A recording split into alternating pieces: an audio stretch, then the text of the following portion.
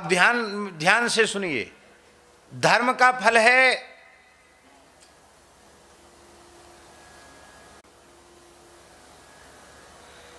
अब हम धर्माचरण तो कर रहे हैं और जो धर्म का फल है वो हमको नहीं मिल रहा है।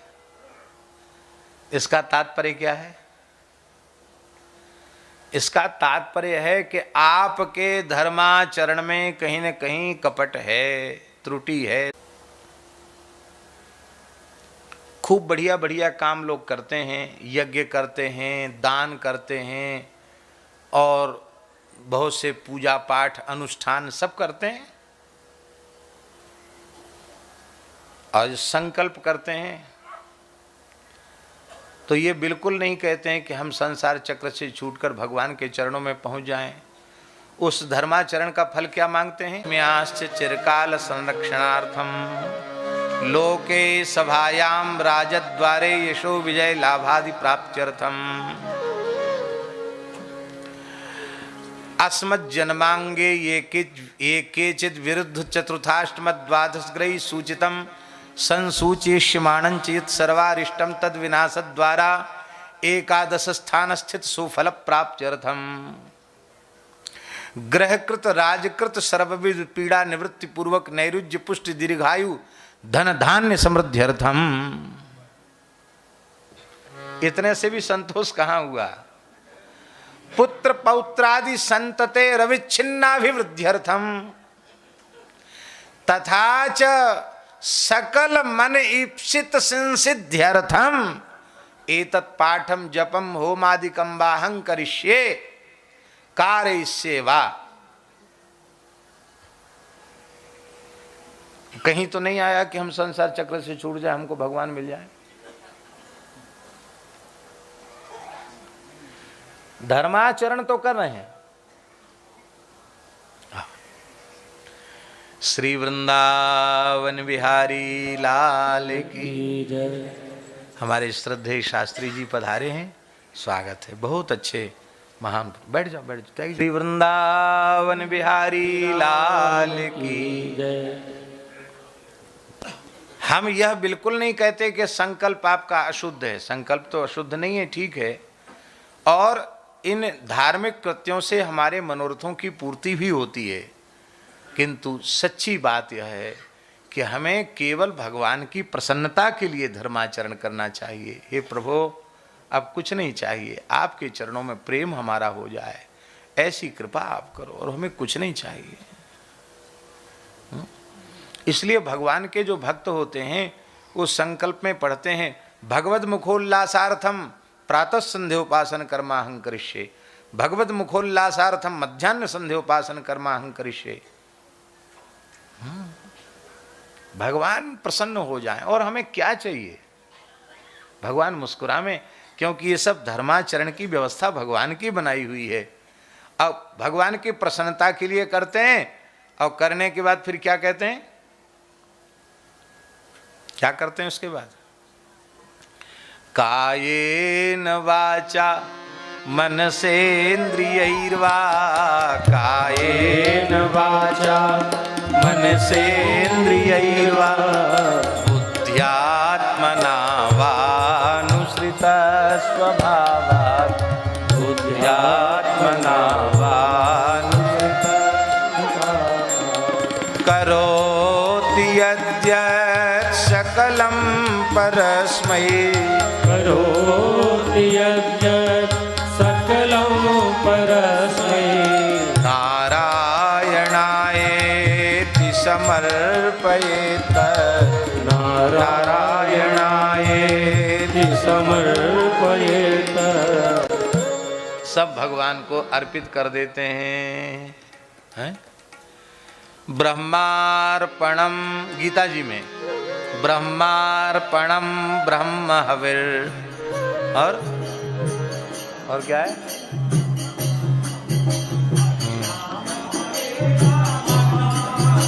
ब्रह्मणाहुतम ब्रह्म कर्म, ब्रह्मार्पणम ब्रह्म हविर ब्रह्माग्निर्ब्रह्मणाहुतम ब्रह्मैव तेन गंतव्यम ब्रह्म कर्म समाधिना।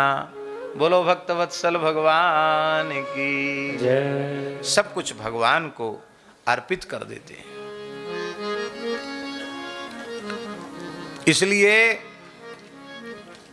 यदि आप चाहें तो यह भी कह सकते हैं, मम जन्म मरण भवरोगादि निवृत्त्यर्थम प्रेम लक्षणा रस रूपा भक्ति प्राप्त्यर्थम अस्मिन् जन्मन्येव भगवत साक्षात्कार पूर्वक नित्य भगवत भागवत गोविप्र साधु कैंकर्य सिद्ध्यर्थम च श्री सीताराम परब्रह्म प्रीत्यर्थम श्री राधा कृष्ण परब्रह्म प्रीत्यर्थम श्री लक्ष्मी नारायण परब्रह्म प्रीत्यर्थम एतत् जपम पाठम वा अहं करिष्ये। ये भी कहा जा सकता है कि नहीं? इसको कहने से मन में कितनी प्रसन्नता होगी। परम निष्काम धर्म का निरूपण किया गया है। अब श्रीधर स्वामी जी यहां एक बड़ी गंभीर बात कह रहे हैं। वे कहते हैं कि ये बात तो उज्जित कैतव कहने से भी हो जाती। उज्जित कैतवो परमो धर्मो निरूपिता। परम धर्म भागवत धर्म। प्रा उपसर्ग क्यों लगाया? तो श्रीधर स्वामी जी लिख रहे हैं टीका में, प्रा उपसर्गे नात्र मोक्षाभिसंधिरपि निरस्ता। प्रा उपसर्ग लगाकर मोक्ष की अभिसंधि को भी निरस्त कर दिया गया। भागवत में तो उस परम प्रेम धर्म का निरूपण है जिसको प्राप्त करने के बाद मोक्ष का सुख भी तुच्छ दिखाई पड़ता है, मोक्ष भी नहीं चाहिए। अच्छा एक बात बताओ, हम तुमसे पूछते हैं, सही सही उत्तर देना। आपको भूख लगी है और हमने आपको आपकी जिसमें सुंदर रुचि है वह रुचि से युक्त सुंदर भगवत प्रसाद आपको पाने के लिए दिया। आपकी क्षुधा निवृत्ति हो गई। आपके मन में तृप्ति का संकल्प नहीं है। आपके मन में कोई संकल्प नहीं कि हमारी तृप्ति हो, पर तृप्ति हो जाएगी कि नहीं? क्षुधा निवृत्ति के साथ ही तृप्ति हो जाएगी कि नहीं हो जाएगी?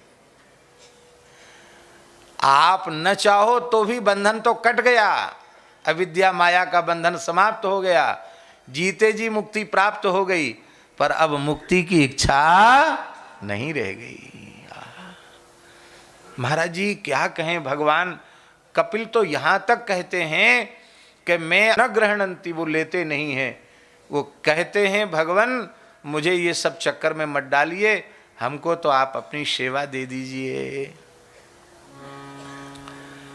भगवान एक बहुत बड़े दुकानदार हैं,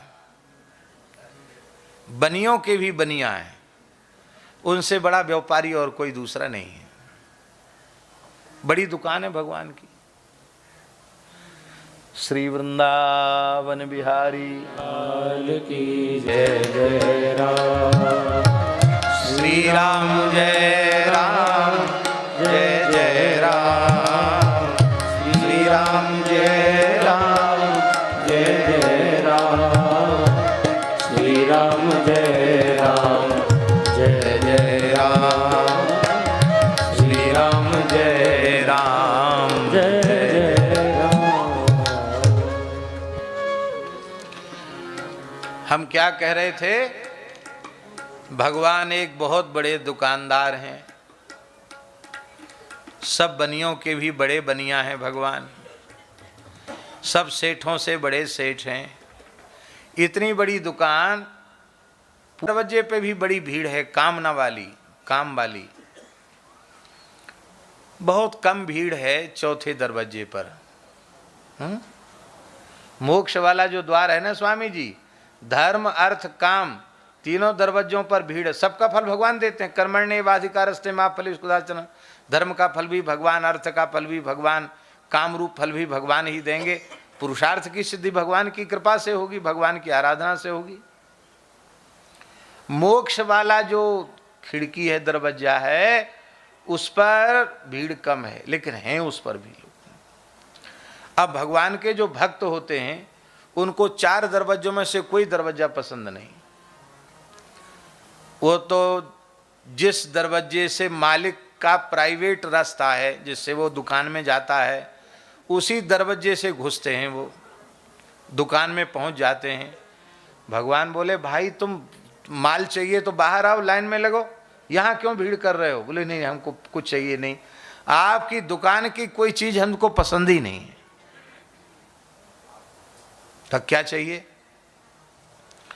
बोले हमको बड़ी दया आ रही है आपके ऊपर। क्या? आप बांटते बांटते थक जाते हो, सबकी इच्छा पूरी करते करते, तो थके हुए की थोड़ी सेवा होनी चाहिए कि नहीं?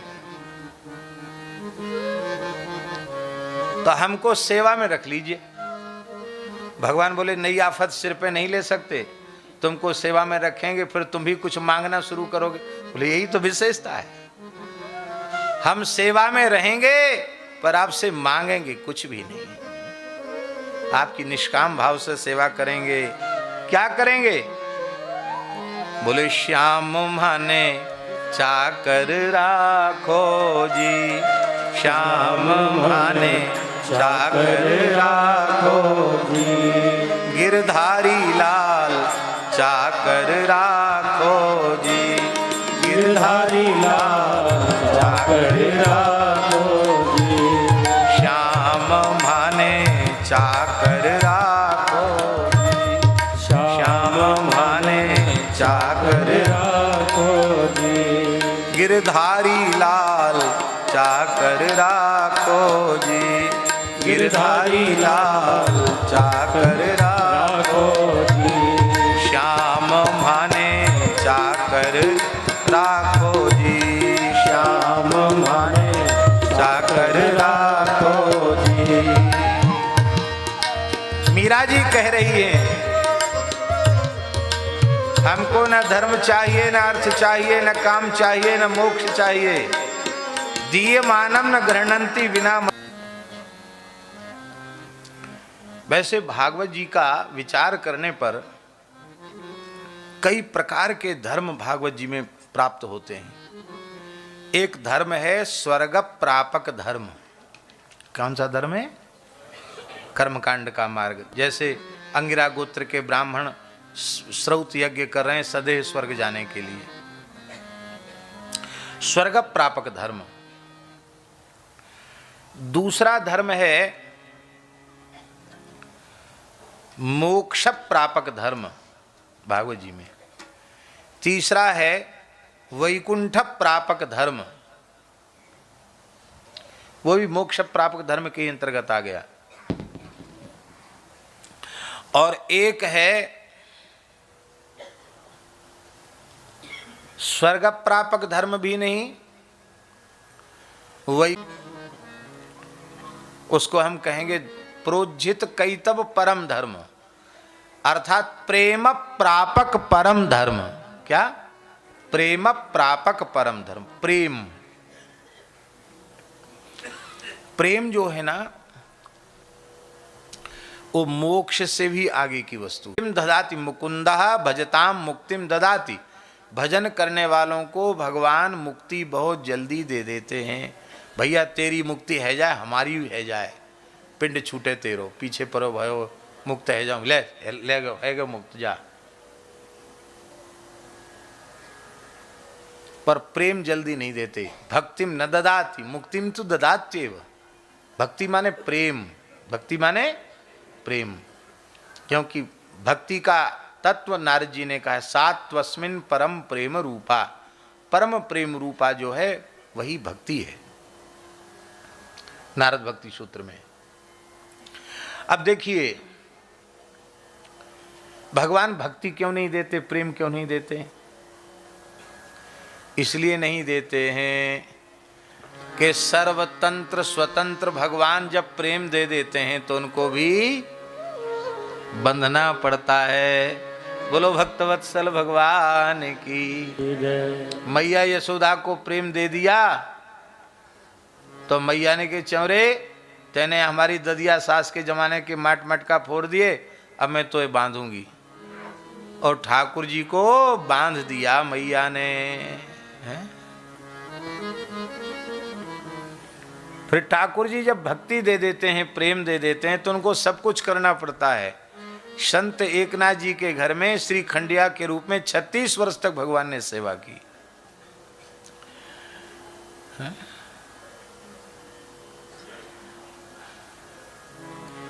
श्री त्रिलोचन जी का चरित्र भक्तमाल में आता है। त्रिलोचन जी ये ज्ञानेश्वर महाराज के शिष्य थे। त्रिलोचन जी संत ज्ञानेश्वर के शिष्य थे। नाम त्रिलोचन शिष्य सूर शशि सदृश उजागर। तो त्रिलोचन जी ज्ञानेश्वर महाराज के शिष्य थे, वैश्य थे। वैश्यों में महाजन होते ना, महाजन थे वो, महाजन वैश्य थे। और बड़ा काम था उनका, कम छोटे आदमी नहीं थे, अमीर आदमी थे। और उनके किसी वस्तु का अभाव नहीं था, पुत्र नहीं था, कोई संतान नहीं थी। लेकिन उनके मन में कभी यह इच्छा ही उत्पन्न नहीं हुई कि मेरे संतान नहीं है। क्यों? क्योंकि अभाव तो जो है ना महाराज जी, वो भोगों में है, प्रकृति में है। उनके चित्त की स्थिति जब श्री पंढरीनाथ में बनी हुई है तो उनको अभाव की अनुभूति कैसे होगी? इसलिए उनके मन में कोई इच्छा नहीं थी कि हमारे बेटा नहीं तो नहीं है। व्यापारी हैं, व्यवसायी हैं, वैश्य हैं, महाजनी का काम होता है, नौकर चाकर काम में लगे हैं। जो कुछ धन आता उससे गौ ब्राह्मण और संतों की सेवा करते। और महाराज ये तो सेवा आप करने लग जाओ हिमालय की चोटी पे बैठ के, तो वहां भी आपको सेवा देकर कृतार्थ करने वाले आ जाएंगे। आपके मन में सेवा भाव हो तो हिमालय की चोटी पे बैठ जाओ तो वहाँ कोई ना कोई सेवा प्रदान करने के लिए आपको आ जाएगा। और सेवा का भाव नहीं होगा तो घर में बैठे रहो, धाम तीर्थ में बैठे रहो, कोई सेवा आपको दिखाई नहीं पड़ेगी, सेवा मिलेगी नहीं। सेवा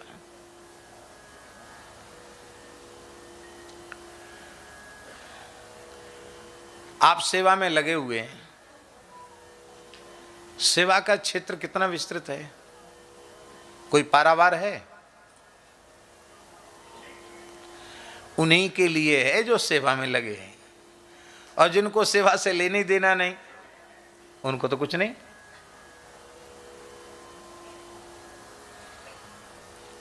तो श्री त्रिलोचन जी खूब सेवा करते थे, उदारता पूर्वक सेवा करते। और जब सेवा करते तो खूब साधु संतों की भीड़ भी उनके यहाँ लगी रहती। जमातों पर जमात आती रहती, खूब कथा कीर्तन उत्सव भोज भंडारा सब होता रहता। एक दिन वे बड़े दुखी थे। उनकी पत्नी ने पूछा, त्रिलोचन जी की पत्नी ने, कि आप बड़े दुखी हैं, कभी दुखी तो दिखाई नहीं पड़ते, आज तो आपके आंख में आंसू बह रहे हैं, दुखी? बोले हाँ क्या करें देवी, देखो पहले तुम भी शरीर में शक्ति थी तुम्हारे और हमारे शरीर में भी शक्ति थी, तो हम लोग दौड़ दौड़ कर ठाकुर जी की संतों की सेवा करते थे। अब हम लोग वृद्ध हो गए हैं, शरीर शिथिल हो गया है। अब साधु आते तो हैं कृपा करके, लेकिन अब जैसे सेवा हम लोग करते थे वैसे सेवा नहीं कर पाते। अब बेचारे साधुओं को ही सब काम में हाथ बटाना पड़ता। पुराने संत बाबा सब सेवा भावी होते थे, वो कहना नहीं पड़ता, आके वो सब सेवा अपने आप करने लग जाते। तो ये त्रिलोचन जी को सहन नहीं होता था, संत आए तो उनकी सेवा हम करें, उनको श्रम करना पड़े, ये कैसे? और नौकर चाकरों से थोड़ी सेवा होती है, सेवा तो भाव से होती, स्वयं से होती। मन में सोचने लगे कि भाई शरीर तो और अधिक जर्जर होगा ही, तो कोई भगवान ऐसी कृपा करते, कोई ऐसा सेवक मिल जाता, भले जो इच्छा हो सो ले लेता, पर संतों की भाव पूर्वक सेवा करता है। तो उनके मन में भाव आया, जिसमें कम से कम साधुओं को कष्ट तो नहीं उठाना पड़ता, वो सेवा उनकी बढ़िया से होती, हमको भी प्रसन्नता होती कि चलो हम नहीं कर पा रहे तो हमारी तरफ से कोई लगा तो है दिन रात सेवा में। और ऐसा शरीर के महीनों से नहीं नहाया है, मैल चढ़ा हुआ है, धूल मिट्टी चढ़ी हुई है, केस घुंघराले, सुंदर खूब 15-16 साल की उम्र, एकदम नया लड़का, सुंदर श्याम वर्ण, सुंदर नासिका, बड़े बड़े नेत्र, सुंदर कपोल, सुंदर चिबुक, सुंदर श्रीअंग, क्या कहना। पर फटे पुराने चिथड़े लटके हुए हैं, फटा सा कंबल है, टूटी फूटी सी जूतियां हैं, घिसी पिटी सी हैं, एक दूसरे रंग की तो एक दूसरे रंग की, इस तरह की जोड़ जाड़ करके ऐसी जूती है। आप लोगों को भी हम सलाह देते हैं, निश्चिंत होकर कथा सुनिए, जूता चप्पल की परवाह मत कीजिए। अब उसका एक उपाय, हम तो किसी पे असर नहीं पड़ा हमारी बात का, बाबूजी पे असर पड़ गया। इनकी चप्पल बार बार लोग पहन जाते, इन्होंने 2 जोड़ी खरीद ली, 2 कलर की चप्पल है, काय चाहे यहाँ छोड़ दो, कोई नहीं पहनता। भगवान ने भी ऐसे ही किया, 2 कलर का जूता, वो भी फटा पुराना सा, टूटा सा फटा सा कंबल। तो अन्नदाता जुहार है, जुहार है, ठाकुर जी बोले। नेत्र खोले, अरे तो बड़ा सुंदर बालक है। का बेटा, अरे तुम्हारी तो बड़ी फटी हालत है, बड़ी गरीबी की हालत है, तो तुम्हारे माता पिता नहीं है क्या? तो भगवान बोले ऐसा ही समझ लो, सबके ही माँ बाप तो भगवान है। त्वमेव माता च पिता त्वमेव, इनका माँ बाप कौन होगा? लीला में भले ही किसी को पिताजी माताजी बना लें। तो त्रिलोचन जी बोले तो इसका मतलब आप अनाथ हैं। भगवान बोले बिल्कुल ठीक पहचाना आपने हमको, हम अनाथ हैं। अनाथ माने क्या होता है? जिसका कोई नाथ न हो। तो जो सबके नाथ हैं उनका नाथ कौन होगा? इसलिए भगवान ने कहा हम तो अनाथ हैं। अच्छा, तो कहाँ रहते हो? भगवान ने कहा मैं कैसे बता दूं आपको पता ठिकाना, कहाँ रहता हूँ? सब जगह ही समझ लो, मैं सब जगह रहता हूँ। तो त्रिलोचन जी ने यही समझा कि बेचारा बेघर बार है, घर बार भी इसका मैया बाप बचपन में मर गए, नहीं तो ऐसी दशा बेचारी की कहाँ से होती, नहाया धोया तक नहीं, कपड़ा भी नहीं पहनने को। कहा बहुत अच्छी बात है भाई, तो कोई बात नहीं, ये तुम्हारा ही घर है, यहीं रहो। कहाँ रह तो जाएंगे, तो घूम, कोई छोटी बड़ी कला ऐसी नहीं जो मुझको पता ना, मैं सब जानता हूँ, पर भाग्य का मारा हूँ इसलिए भटक रहा हूँ। अच्छा, तो बेटा तुम्हारा नाम क्या है? बहुत मीठा बोलते हो, नाम क्या है तुम्हारा? बोले हमको लोग अंतर्यामी कहते हैं। बोलो भक्तवत्सल भगवान की जय। अंतर्यामी नाम भगवान ने बताई, सत्य घटना है महाराष्ट्र की।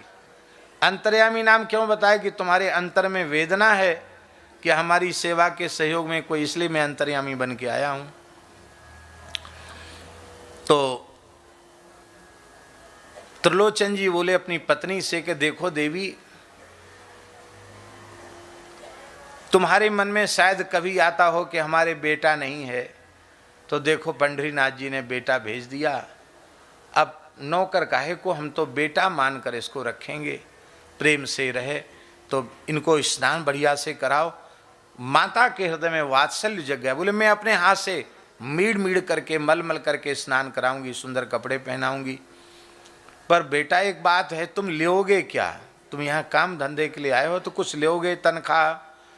भगवान बोले हम कुछ नहीं लेंगे। अरे कहते हमारा ना घर है ना द्वार है, आप मैया बाबूजी मिल गए, घर मिल गया, खाने को रोटी मिल गई, हमको क्या चाहिए? कुछ नहीं चाहिए हमको। पर एक बात है, त्रिलोचन जी ने कहा क्या? बोले इतने योग्य हो कि सब करना जानते हो और तनख्वाह किसी से लेते नहीं, केवल भोजन करते हो, तब तो तुम्हें कितनी जगह नौकरी मिल जानी चाहिए, अब तक क्यों भटक रहे हो? ठाकुर जी बोले एक खोट है हमारे भीतर बहुत ज़्यादा। क्या? एक दोष है। वो दोष ये है कि हम सबकी सेवा करेंगे, पर जो घर की जो मालकिन है ना, हमको रोटी बना के उनको खिलानी पड़ेगी। हमारी सेवा माता जी को। आप लोग कहें भगवान ने ऐसा क्यों कहा? शास्त्रों में लिखा है ब्रह्मचारी जी कि जहाँ भगवान के विग्रह की प्राण प्रतिष्ठा हुई हो, वहाँ राजभोग में कम से कम 5 सेर या 7 सेर सामग्री भोग में धरानी ही चाहिए। ये नहीं कि 2 रोटी धर ली और हो गया, भोग लग गया। प्रचुर मात्रा में भगवान को 5-7 सेर भोग सामग्री निवेदित करनी चाहिए। इसलिए निवेदित करनी चाहिए कि भोग लगाने के बाद जितना अधिक प्रसाद मिले लोगों को उतना अच्छा है।